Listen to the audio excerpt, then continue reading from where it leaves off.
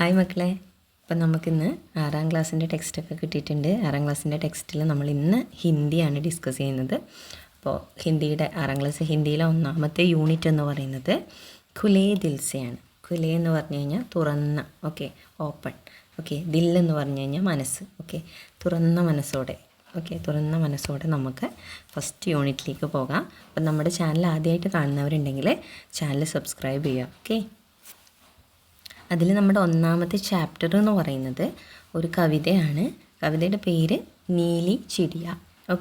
എന്താ നീലി ചിടിയ എന്ന് പറഞ്ഞു കഴിഞ്ഞാൽ അവിടെ ചിത്രത്തിൽ നിങ്ങൾക്ക് കാണാൻ പറ്റുന്നുണ്ട് ഒരു പക്ഷീനെ അല്ലേ. അപ്പോൾ ചിടിയ എന്ന് പറഞ്ഞു കഴിഞ്ഞാൽ പക്ഷിയാണ്. ആ പക്ഷിയുടെ നിറം എന്താണെന്ന് നോക്കിക്കേ, ഒരു ബ്ലൂ കളറാണ് അല്ലേ.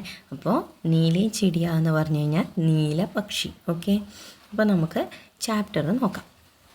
അപ്പോൾ നമുക്ക് ആദ്യത്തെ 4 വരികൾ വായിക്കാം. അപ്പോൾ ഞാൻ വായിക്കുന്ന സമയത്ത് തൊട്ട് തന്നെ അതിലൂടെ പോവുക. എല്ലാവരും അതിലൂടെ വായിക്കാം. നീലെ ആസമാൻ സേ ഉത്തരി നീലി ഏക് നിരാലി ചിടിയ.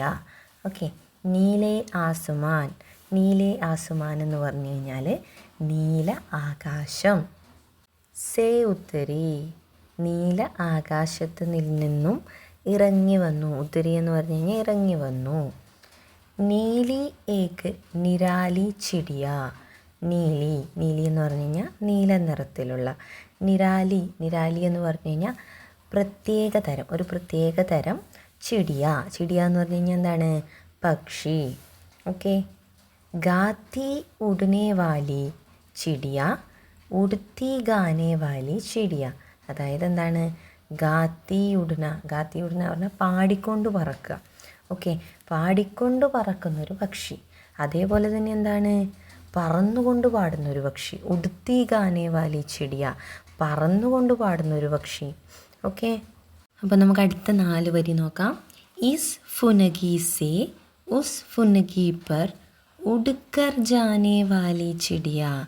ഇസ് ഫുനഗി എന്ന് പറഞ്ഞു കഴിഞ്ഞാൽ ഈ ചില്ലയിൽ നിന്ന്. ഉസ് ഫുനഗി പർ ആ ചില്ലയിലേക്ക്.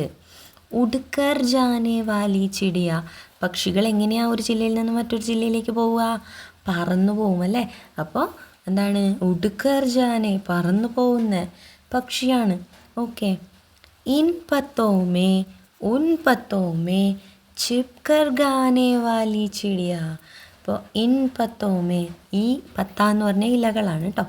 ഈ ഇലകളിലും അതേപോലെ ആ ഇലകളിലും ഒക്കെ, ഉൻപത്തോമേ എന്ന് പറഞ്ഞാൽ ആ ഇലകളിലും ഒക്കെ ചിപ്കർ ഒളിച്ചിരുന്നു കൊണ്ട് ഗാനേ വാലി, ഗാന എന്ന് പറഞ്ഞു കഴിഞ്ഞാൽ എന്താണ്, പാട്ട് പാടുന്ന പക്ഷിയാണ്. അപ്പോൾ ഈ പക്ഷിയുടെ പ്രത്യേകതയാണ് പറയുന്നത്, ഈ ചില്ലയിൽ നിന്ന് ആ ചില്ലയിലേക്കും അതേപോലെ എന്താണ്, അങ്ങനെ പറന്നു പോകുന്ന പക്ഷിയാണ്. അതേപോലെ എന്താ, ഈ ഇലകളിലും ആ ഇലകളിലും ഒക്കെ ഒളിച്ചിരുന്നുകൊണ്ട് എന്ത് ചെയ്യും, അത് പാട്ട് പാടുന്ന പക്ഷിയാണ്. അപ്പോൾ നമുക്ക് നെക്സ്റ്റ് 4 ലൈൻസ് നോക്കാം. पर फटकाकर नीचे आकर ദാന ഖാനേ വാലി ചിടിയ. അതായത് എന്താണ്, പർ ഫട്കാക്കർ ചിറകടിച്ചുകൊണ്ട്, നീച്ചെ ആക്കർ താഴെ വന്നിട്ട്, എന്താണ്, ദാന ഖാനേ വാലി ചിടിയ. ദാന എന്ന് പറഞ്ഞു കഴിഞ്ഞാൽ ധാന്യങ്ങളാണ്.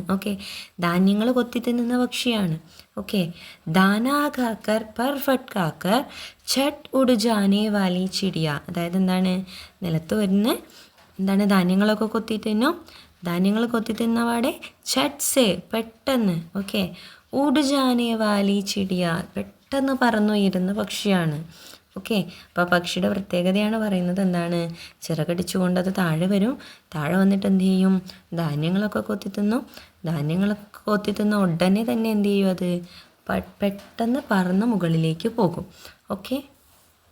അപ്പം നമുക്ക് നെക്സ്റ്റ് 4 ലൈൻസ് നോക്കാം. അടുത്ത 4 വരികൾ. ഇസ് ഢാലി സേ ഉസ് ഢാലി പർ ഉട് ജാനെ വാലി ചിടിയ. അതായത് എന്താണ്, ഇസ് ഢാലി എന്ന് പറഞ്ഞു കഴിഞ്ഞാൽ ഈ മരച്ചില്ല. ഉസ് ഢാലി എന്ന് പറഞ്ഞു കഴിഞ്ഞാൽ മറ്റൊരു മരത്തിൻ്റെ ചില്ല. അതായത് ഈ മരച്ചില്ലയിൽ നിന്ന് മറ്റൊരു മരത്തിൻ്റെ ചില്ലയിലേക്ക്. ഉട് ജാനെ വാലി ചിടിയ. ഉടന എന്ന് പറഞ്ഞാൽ പറന്നു പോവുക. പറന്നു പോകുന്നൊരു പക്ഷി. ലാഖ് ബുലാവു ലേക്കിൻ മേരെ പാസ്നാനെ വാലി ചിടിയ. എന്താണ്, ലാഖ് ബുലാവു. ലാഖ് എന്ന് പറഞ്ഞു കഴിഞ്ഞാൽ ലക്ഷം. ബുലാവു വിളിക്കൂ. അതായത് 1,00,000 തവണ വിളിച്ചാലും, അതായത് ഒരുപാട് തവണ വിളിച്ചാലും, ലേക്കിൻ മേരെ പാസ് നാനെ വാലി ചിടിയ, എത്ര തന്നെ വിളിച്ചാലും പക്ഷി എന്ത് ചെയ്യില്ല, എൻ്റെ അടുത്തേക്ക് വരില്ല. ഒരു കാരണവശാലും 1000 തവണ വിളിച്ചാലും 1,00,000 തവണ വിളിച്ചാലും ഒരു കാരണവശാലും അടുത്തേക്ക് വരാത്തൊരു പക്ഷിയാണ്.